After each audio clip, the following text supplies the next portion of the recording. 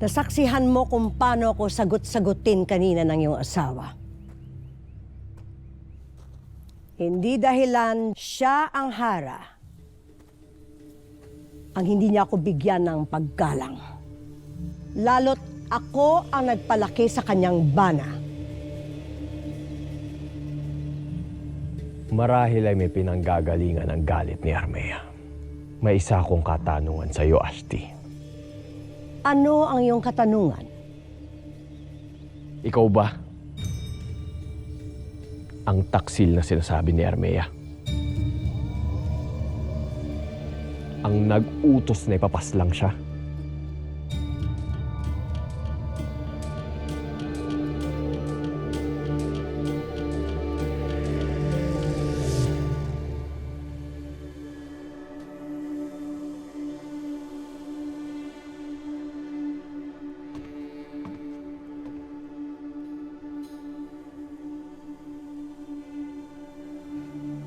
Mahal na Hara,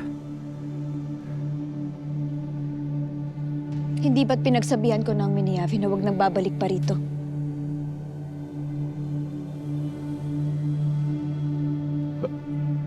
paumanhin. Ngunit napansin kong hindi ka nagpakita buong araw. Kung kaya't naisip kong baka nasa panganib kang muli. Kaya't nagtungo ako rito.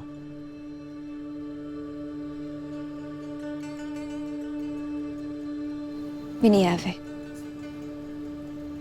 maraming salamat muli sa pagligtas mo sa akin.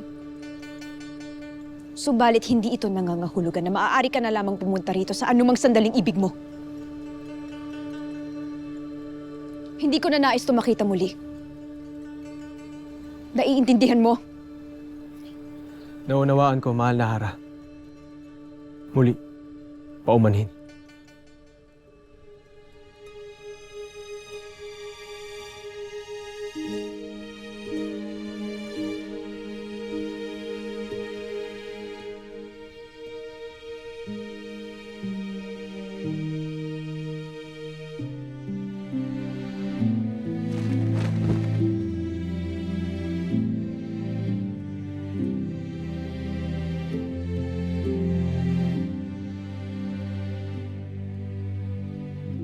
Tila ika'y masyado namang nagsungit sa isang kawal na nag-aalala lamang at umiibig sa'yo.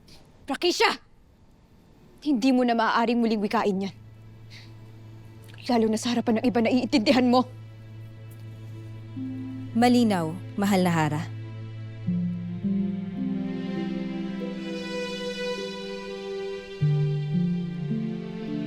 Nais ko mapag-isa.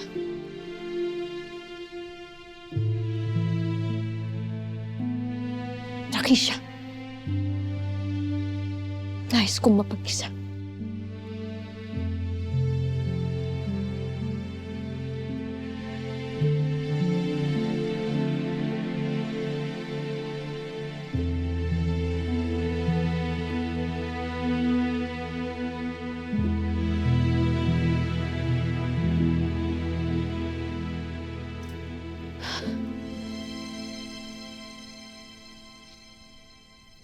Sagutin mo ako. May nalalaman ka ba sa nangyaring pagtatangka sa buhay ng aking asawa?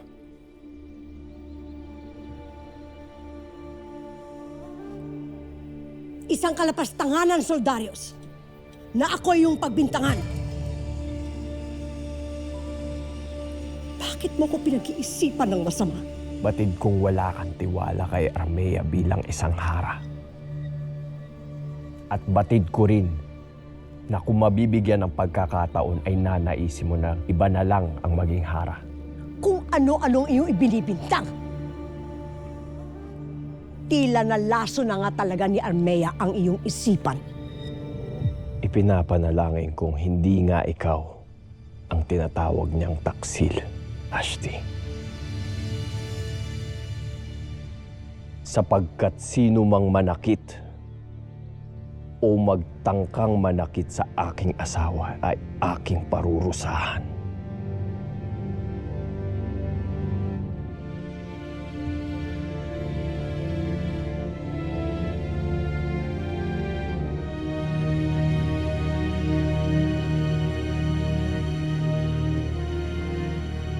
binigo mo ko, Soldarius.